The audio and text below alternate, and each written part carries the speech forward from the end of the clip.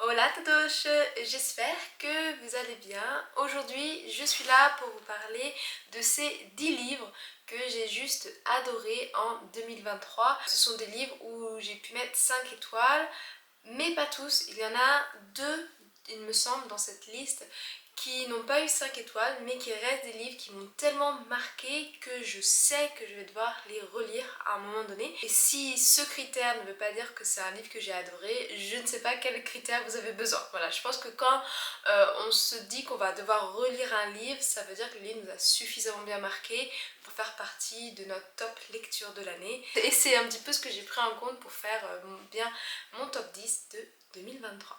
Alors, j'ai un petit peu divisé ce top 10 par genre et comme je m'en suis rendu compte dans mon bilan 2023, j'aime la romance et donc on va commencer par ce genre. Et on part sur 3 livres et 3 autrices qui sont mes autrices préférées quand on vient à la romance et des autrices que je vais suivre avec attention sur les prochaines années. Voilà. Alors, la première romance de cette vidéo, ce sera Shipwreck d'Olivia Dade. Je pense qu'Olivia Dade, je vous en ai beaucoup parlé. Il me semble d'ailleurs avoir fait une vidéo dédiée à ce tome en janvier l'année dernière.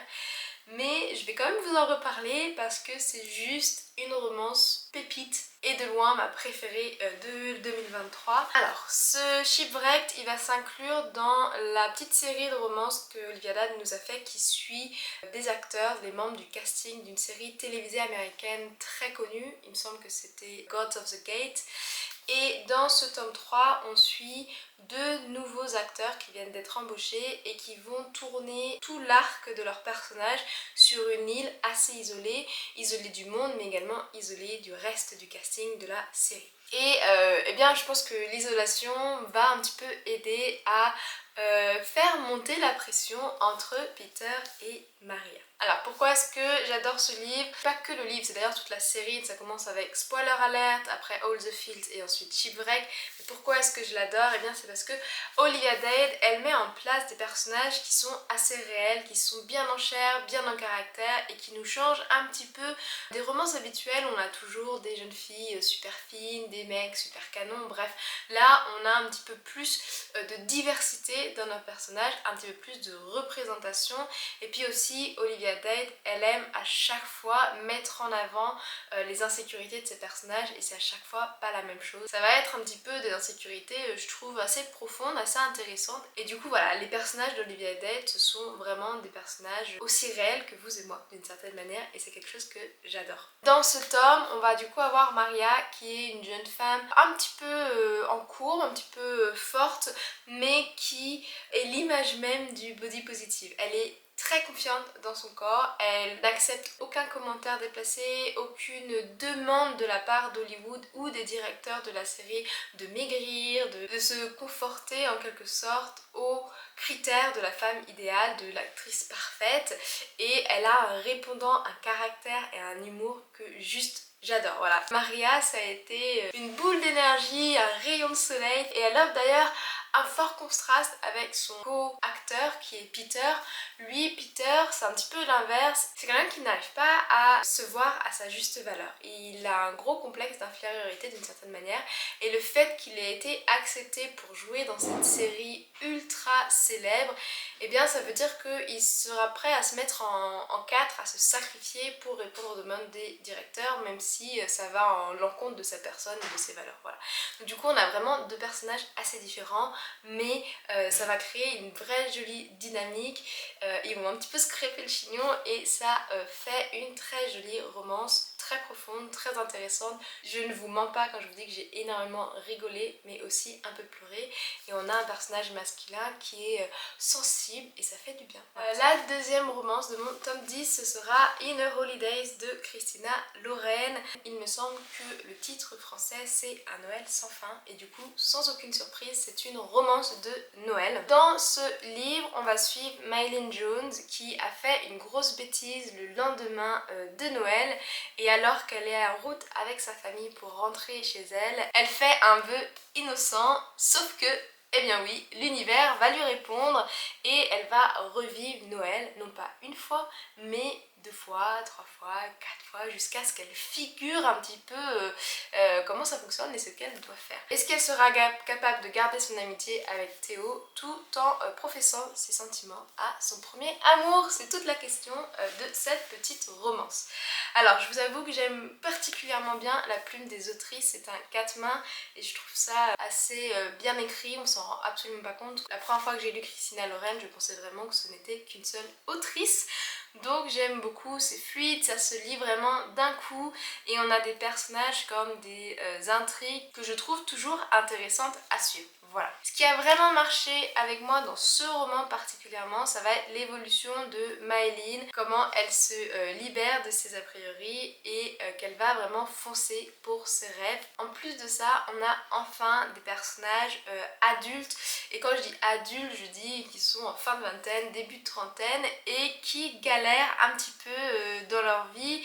Ils n'ont pas vraiment tout figure out et ça fait du bien de voir des adultes comme moi qui ont encore du mal à trouver leur balance dans cette nouvelle vie. On a aussi dans ce tome une romance axée sur la communication et la transparence. C'est sain, c'est sexy, mais c'est aussi drôle et nos personnages savent aussi montrer leur vulnérabilité. Bref, si tout ce que je viens de vous dire n'a pas suffi de vous convaincre, le plus dans tout ça, c'est qu'on a une romance de Noël et donc il y a cette ambiance très propre à Noël avec les traditions mais aussi quelques petites nouveautés, une nouvelle manière de faire les fêtes et on rencontre aussi une famille en or. Je me suis mise dans ma chambre devant la fenêtre pour profiter du soleil de l'hiver, mais du coup j'ai l'impression que ça me fait un teint très pâle. La dernière romance pour ce top 10, ce sera From Lukov With Love de Mariana Zapata. Et là, la bonne nouvelle, c'est qu'il arrive enfin en français cette année, je crois aux alentours d'avril, si je ne dis pas de bêtises. Et du coup,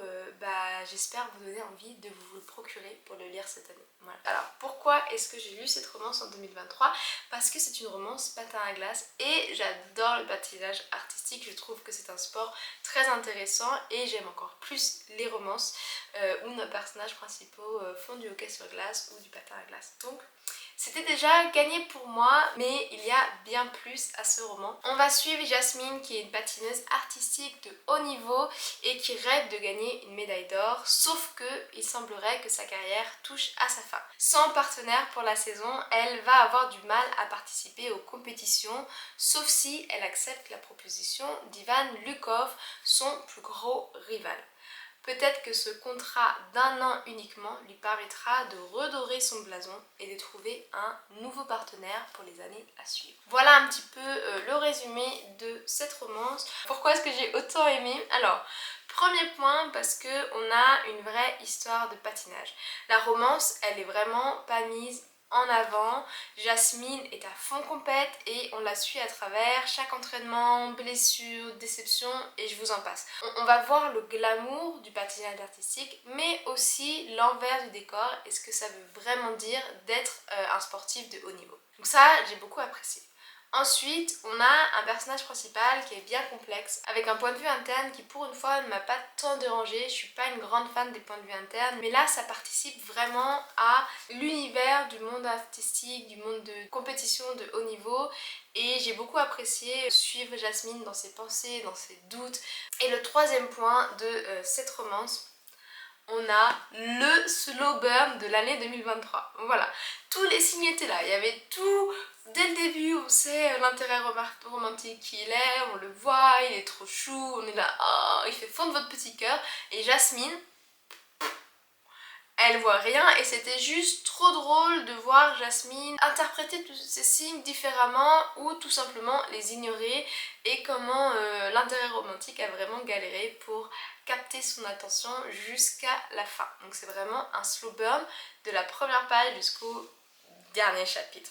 Donc bref, From Lukov With Love, c'est un rival to lover ultra mignon avec le slow burn parfait et vraiment le gros bonus pour moi ça a été tout l'univers sur glace qui est mis en place que j'ai adoré et je vous recommande cette romance.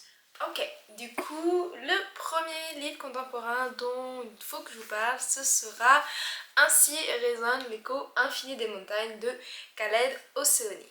On part ici sur un drama familial intergénérationnel dont le mot-clé est l'Afghanistan. On va suivre une famille avant les conflits en Afghanistan, puis pendant la guerre d'Afghanistan et enfin après. Et comment cette famille aura été séparée par ces différents éléments politiques et du coup d'une certaine manière comment les descendants ont du mal à s'identifier à cette part de leur identité qui leur a été un petit peu volée, qui est d'être afghan.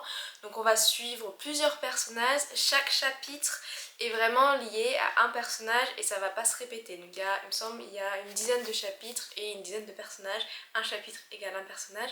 J'ai vraiment beaucoup aimé comment cette mosaïque a pu être écrite et toute la petite attention aux détails. J'ai beaucoup pleuré mais j'ai aussi dû prendre un petit peu le temps de lire ce roman parce qu'il y a... Voilà, j'ai trouvé qu'il y avait des moments quand même assez lourds, cette question de l'identité, cet arrachement à la famille qu'un des personnages, Paris, va subir, et puis toute la question de ce qui s'est passé en Afghanistan. Même si l'auteur ne va pas forcément dans les détails de cette situation quelque peu compliquée, on a quand même quelques personnages qui en parlent, notamment des changements ressentis dans le pays après la guerre, après l'intervention étrangère et la mise en place d'un nouveau régime. Bref, j'ai trouvé que c'était un roman très intéressant, très fort, plein d'humanité, et si vous êtes intéressé par ces pays du Moyen-Orient, notamment comment certains conflits, voire décisions géopolitiques peuvent affecter les gens, les habitants de l'endroit, je pense que ce livre est fait pour vous. En tout cas moi j'ai beaucoup adoré et je sais qu'Khaled Hosseini a écrit un autre livre dont j'ai beaucoup entendu parler qui est Cerf-Volant de Kaboul, mais également Mille Soleils Splendides. Voilà, c'est deux livres dont j'ai beaucoup entendu parler de lui, mais j'ai lu un autre à la place.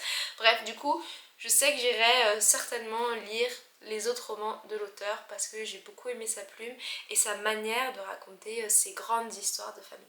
Alors, avec ce livre, on va pas être sur une histoire de famille, mais plutôt une histoire d'amis. C'est un petit peu Friends meet Ocean Eleven et c'est Portrait of a Thief de Grace Deeley.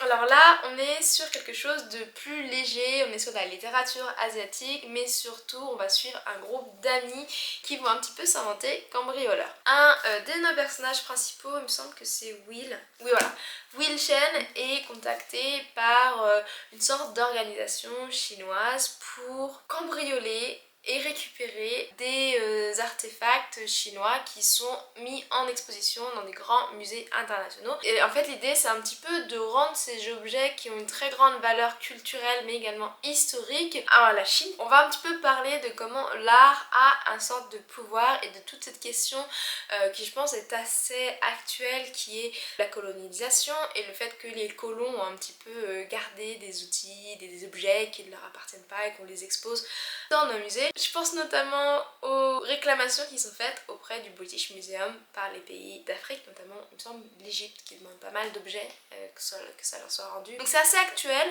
mais on s'intéresse un petit peu à la Chine et à, encore une fois, cette question d'identité, parce que nos personnages principaux sont d'origine chinoise mais vivent aux États-Unis. On est après la pandémie Covid, après Black Lives Matter, et on va un petit peu s'intéresser à la condition des ressortissants chinois vivant aux États-Unis, qui soient première génération d'immigrants ou seconde, troisième génération d'immigrants, comment cette dualité dans leur identité peut poser problème et comment ils sont également perçus par le reste de la population, le reste des Américains. En tout cas, même si on a des sujets que j'ai trouvé un petit peu sérieux, ça reste ultra léger, c'est une bande d'amis, comme je vous le disais, qui partent dans cette aventure, certains avec bon cœur, d'autres en traînant un petit peu des pieds et qui vont voilà, vraiment essayer de monter le plus grand cambriolage du monde sans être pris. On a de jolies relations qui se mettent en place, on a aussi pas mal de questions qui sont assez propres aux étudiants quand on fait ses études et qu'on ne sait pas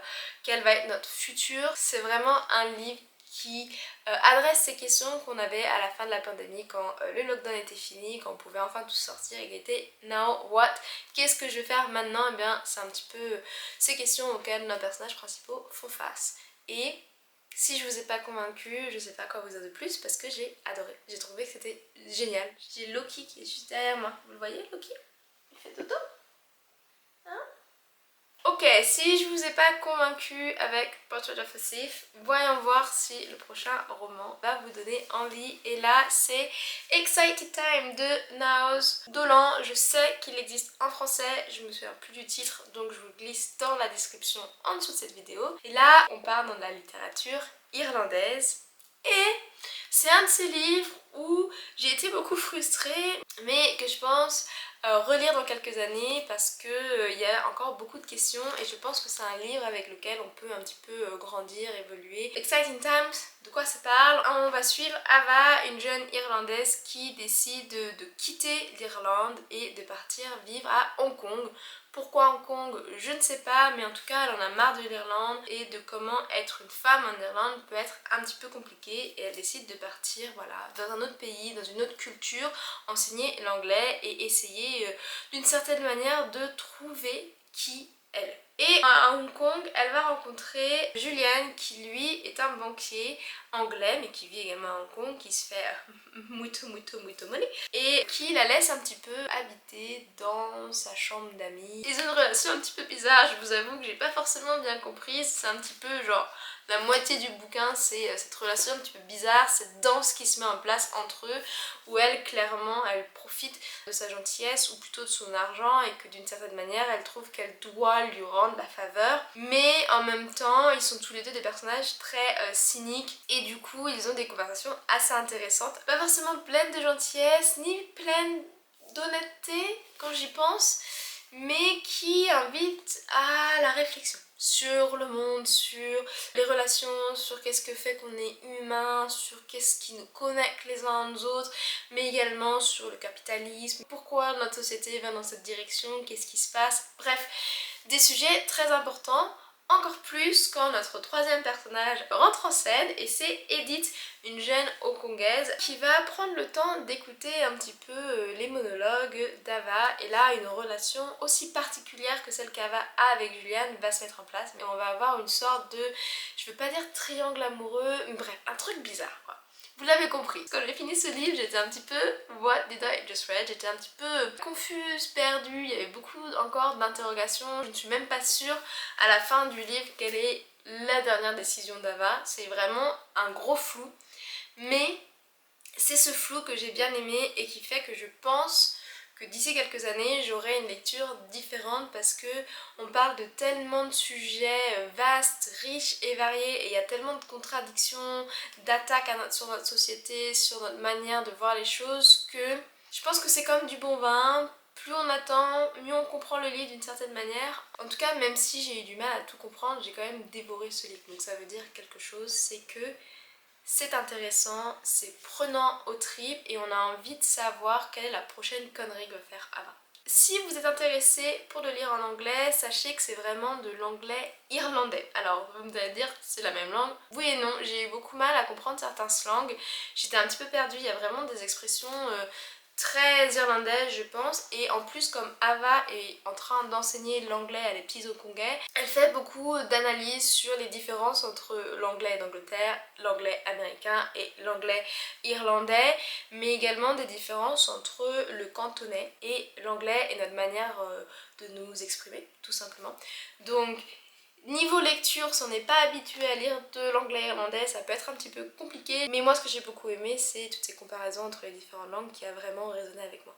Bref, je sais pas si ça vous tente, mais c'est définitivement un livre que je garde dans mes étagères. Je crois qu'on me l'a offert en plus, donc je remercie la personne qui me l'a offert. Mais voilà, je vais le garder dans mes étagères, le relire sûrement dans 2 ans et essayer de convaincre le plus de personnes possible autour de moi d'essayer de le lire parce que je pense que ça peut apporter certaines réflexions. Voilà, ce sera tout pour ce petit livre. Et du coup, ce sera tout pour la partie contemporaine de ces livres parce que maintenant, on passe, je pense, dans la catégorie qui est la plus attendue. C'est le genre littéraire que j'ai le plus lu en 2023 et du coup, il y a des pépites. Et ce sera la fantasy. Voilà, alors j'ai 4 livres pour cette catégorie parce que 3 plus 4 ça fait 10 et qu'on est dans le top 10. On va commencer par le seul stand-alone, après c'est des séries parce que I'm a bad girl. Je lis beaucoup de séries. Malheureusement, ça m'agace. Mais écoutez, c'est comme ça que les auteurs nous ont. Ils nous font acheter des livres. C'est en écrivant des séries. C'est pas ma faute. Le premier, je crois, je vous en ai parlé énormément. énormément sur Instagram, donc on va le faire très vite. Ce sera Witch King de Martha Wells. Si vous voulez en apprendre beaucoup, j'ai fait une vidéo de 10 minutes sur le sujet, allez la voir. Juste en quelques lignes, Witch King c'est le gros coup de cœur fantasy pour moi en 2023. J'ai adoré ce livre, on rentre directement dans un univers fantasy sans introduction, sans lexique, sans timeline, sans rien. Voilà, on plonge dedans, il y a des sorcières, il y a des sortes de sorciers qui utilisent la magie de la douleur, il y a des démons, il y a des humains lambda, il y a des gens qui volent, il y a plein de créatures. C'était magique, c'était excellent. On suit une sorte de prince démoniaque qui a décidé de quitter il y a très longtemps l'enfer pour aller vivre parmi les humains et qui maintenant ne peut plus rentrer chez lui parce que la porte a été fermée, coupée, et quand on le rencontre, il se réveille d'un long sommeil, il est réveillé par un sorcier, apparemment il a été endormi par un sorcier et il se réveille des années plus tard par un autre sorcier qui bien sûr ce sorcier ne vit pas très longtemps parce que tu réveilles pas un prince démoniaque comme ça. Et il part à la recherche de ses proches, de ses amis, de sa famille trouvée, on va dire, de sa famille reconstituée. Et avec lui, il va y avoir sa très bonne amie Ziel, qui est une sorcière super badass, qui fait un peu peur parce qu'elle sait pas où est sa femme et elle est un peu énervée. Donc il va y avoir Ziel avec lui et on suit du coup Kay et Ziel pour retrouver un petit peu leur famille et comprendre qu'est-ce qui s'est passé, pourquoi est-ce qu'ils ont été enterrés vivants dans un tombeau et pourquoi ils ont été autant isolés de la scène politique, qu'est-ce qui est en train de se passer dans le monde qu'ils ont en plus sauvé il y a 1000 ans. Bref, c'est un résumé super chaotique que je vous fais, mais si vous n'avez pas le temps d'aller voir ma vidéo, ce qu'il faut retenir c'est que l'univers est ultra complexe, ultra fantaisiste et qu'il n'y a aucune introduction à l'univers, vous plongez directement dedans, donc accrochez-vous, mais c'était génial. Qu'il y a un gros fond d'intrigue géopolitique et moi j'adore, je dis oui, et qu'en plus on a des personnages ultra puissants mais au cœur d'or et juste trop chou à suivre quoi. J'ai adoré voyager avec Kay et Ziel, je regrette presque, et c'est rare mais j'aimerais bien voir une suite. Martha Wells, s'il te plaît, je sais que tu travailles sur d'autres séries, mais moi en fait il me faut une suite, un spin-off ou un préquel, je sais pas, mais il me faut d'autres histoires avec ces personnages et cet univers que j'ai juste... Bref, l'univers est génial. Donc voilà, ce sera Witch King pour vous. Un avis super chaotique, désolée, mais encore une fois j'en ai parlé longuement et j'ai fait une vidéo si vous voulez aller en savoir un petit peu plus. Moi j'ai bien mis Martha Wells de côté dans ma liste, il y a plusieurs séries que j'ai envie de lire d'elle. Elle a écrit certains épisodes de Star Wars si jamais vous avez envie de savoir, donc elle fait du space opéra mais aussi de la pure et dure fantasy. Donc voilà, j'essaie juste de finir mes séries actuelles avant de commencer ce qu'elle a écrit parce que je pense que je vais en avoir pour plusieurs mois. Mais je pense pas que je vais être déçue. Le livre fantasy suivant, on est sur un premier tome et là je pense que l'autrice, tout le monde la connaît parce que tout le monde veut s'arracher Divine Rivals, mais il faut qu'on parle de A River Enchanted, de cette petite duologie qu'elle nous a sortie qui est juste une pépite. On est sur du cozy fantasy, sauf qu'il y a de l'action, il y a de l'amour, il y a des esprits qui vous aident à vous y retrouver ou qui vous aident à vous perdre dans la forêt. Bref, c'était juste magnifique. L'histoire se passe sur une île qui est un petit peu bénie d'esprits, du coup de la magie, mais l'île est divisée en deux et vraiment les deux parties de l'île sont très différentes. À l'est de l'île, on va avoir le clan Tamerlane et c'est là qu'on va retrouver notre personnage principal, Jack, qui est un jeune barde qui a un petit peu quitté l'île il y a plusieurs années parce qu'il aime pas cette île, il aime pas les esprits, il aime pas les gens, mais il va être appelé par son lord et du coup il est obligé de rentrer et il se rend compte que ce n'est pas son seigneur qui l'a appelé mais la fille du seigneur et qu'elle a besoin de sa magie, de sa musique pour l'aider à retrouver les filles de l'île qui sont doucement en train de disparaître.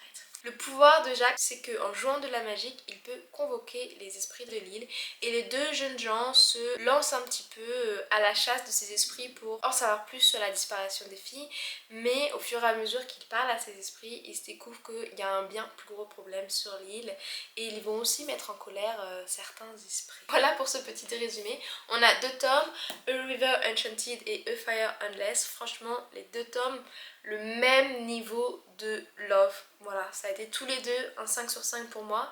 Mais comme on est sur un top 10, je vous ai juste mis le premier tome pour cette vidéo. Je vous recommande fortement si vous aimez la cozy fantasy, mais également les histoires un petit peu médiévales où nos personnages vont travailler la terre, où les habitants de cette île sont vraiment en résonance avec la nature, mais en même temps quelques enquêtes et une petite romance qui se met doucement en place. Elle n'est pas essentielle à l'histoire, mais elle est là et on va pas dire non parce qu'elle est tellement bien écrite. On ne suit pas que Jacques et Adhéra, qui est la fille du Seigneur. On suit un autre duo de personnages qui est tout aussi attachant. J'ai beaucoup aimé Syrah, l'autre personnage féminin, qui est une sorte de guérisseuse et juste la meilleure maman du monde. Donc je vous recommande fortement. On parle aussi un petit peu de musique, d'esprit. J'ai beaucoup aimé la magie et comment les esprits interagissaient avec les humains. Donc voilà, je vous conseille cette petite fantaisie. C'est un livre à mettre dans votre wishlist et à lire. Une autre série qui vaut le coup, et là elle a été traduite en français, ce sera le livre des sortilèges de Deborah Harkness ou en VO, A Discovery of Witches. Je trouve que le titre VO est bien plus impactant que le titre français, mais bon, c'est mon avis, voilà. Alors le tome 1, je l'ai lu en 2023, c'est pour ça qu'il est dans ce top 10, mais j'ai fini la série là ce mois-ci, en janvier 2024, et de manière générale c'est une pépite, c'est une très bonne série d'urban fantasy, j'ai adoré. Il y a un tome 4 qui est sorti où on suit d'autres personnages que j'ai pas encore lu, mais surtout il y a un tome 5 qui arrive où on va suivre les personnages des 3 premiers tomes de la trilogie principale de A Discovery of Witches et j'ai hâte de mettre la main sur ce tome 5. A Discovery of Witches, ça parle de quoi? On va suivre Diana Bishop qui descend d'une grande famille de sorcières mais qui a renié la magie et qui refuse de s'en servir dans sa vie.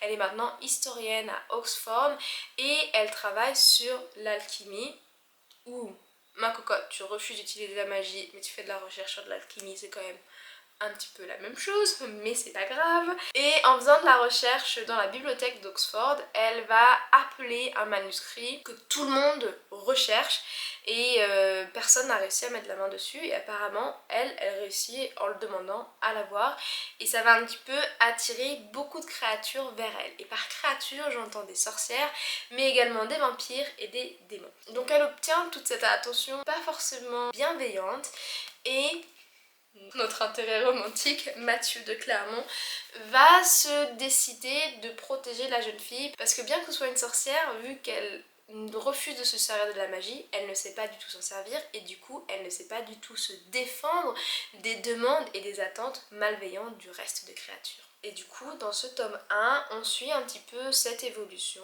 de Diana Bishop et comment Mathieu de Clermont va se mettre en tête de la protéger, mais également pourquoi est-ce que tout le monde veut ce livre au point de menacer notre cher personnage principal. Voilà. Du coup, on est sur de l'urban fantasy avec, je pense, toutes les créatures fantaisistes qui ont bercé notre enfance. J'ai beaucoup aimé ce qu'a fait Deborah Harkness avec les vampires et comment, et notamment dans le tome 2, mais on en parlera plus tard, et comment du coup elle va un petit peu se moquer de la manière dont on voit les vampires dans nos contes d'enfance, comme quoi que c'est des gens qui doivent rester à l'intérieur, que les vampires vont briller dehors à la lumière du soleil, comme dans les toilettes, bref. Elle se moque un petit peu de ces légendes, des réécritures de vampires, et j'ai beaucoup aimé ce qu'elle a fait avec les vampires, mais également ce qu'elle a fait des démons. J'ai trouvé que c'était un twist très intéressant. Mais ce que j'ai le plus préféré dans A Discovery of Witches et dans la série en général, c'est l'attention aux détails, et notamment aux détails historiques. Comme on est avec des vampires, les vampires ont vécu des années, et bien Deborah Harkness, l'autrice, est historienne elle aussi, et du coup elle apporte tous ces petits détails historiques. Pour moi, il y avait exactement ce qu'il nous fallait. J'ai vraiment pu plonger dans l'ambiance, notamment dans le tome 2 où on part dans l'Angleterre victorienne, dans le passé quoi, et j'ai vraiment pu me plonger dans l'ambiance très facilement parce qu'il y a toute cette attention aux détails. Et le deuxième point que j'ai adoré, c'est le système de magie qui est mis en place dans A Discovery of Witches, c'est juste génial. C'est nouveau, innovatif, j'avais jamais lu quelque chose comme ça avant. Et ça fait tellement sens, genre ça m'étonnerait pas si quelqu'un aujourd'hui venait me voir et me disait en fait Alizée je suis un vampire ou en fait Alizée je suis une sorcière quoi. Parce que ce qu'a mis en place Deborah Harkness, c'est censé. Bref, c'est une série qui m'a mis une claque et que je vous encourage à lire. Dernier livre de ce top 10 et du coup dernier livre de cette vidéo. Alors, on n'est pas sur un tome 1. On n'est pas sur un tome 2, mais on n'est pas sur un dernier tome non plus. On est sur un tome 5 de la série fantasy que j'ai commencé en 2023 et que j'ai fini. C'est-à-dire Throne of Glass avec le tome 5, Empire of Storms, qui celui-là a bien été traduit en français, ne vous en faites pas, c'est le dernier tome qui vous manque pour ceux qui lisent en VF. Voilà, Empire of Storms c'est le tome 5 et c'est pour moi le tome qui m'a le plus marqué dans Throne of Glass. C'est vraiment ce tome où je me souviendrai encore, on était chez mes beaux-parents et il a fallu que je le finisse avant de les rejoindre pour le dîner. C'était impossible qu'ils me demandent de passer à table tant que je n'avais pas fini ce livre, tellement j'étais dedans. On suit nos personnages principaux de Throne of Glass. Je peux pas trop vous en parler parce que c'est un tome 5, mais en tout cas c'est mon préféré et je vais pas vous en dire plus parce que je sais pas si vous avez lu Throne of Glass ou pas et je vais pas vous spoiler. Pour ceux qui veulent mon avis sur Throne of Glass, je vous ai fait plein de vidéos. Et du coup je vais vous mettre ma playlist Sarah J. Maas ici. Il y a plein de vidéos sur Sarah J. Maas dans l'ensemble et 2 vidéos sur Throne of Glass. Une sur le dernier tome, le tome 7. Je vous conseille d'avoir lu le tome avant de regarder ma vidéo.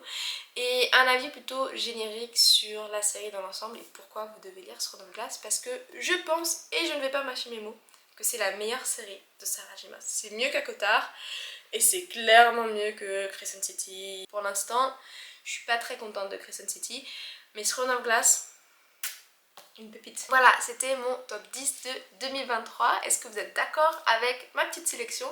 Est-ce que vous avez lu ces livres ou est-ce que j'ai réussi à vous donner envie de les glisser dans votre wishlist ou dans votre pile si vous n'avez pas de no buy pour cette année?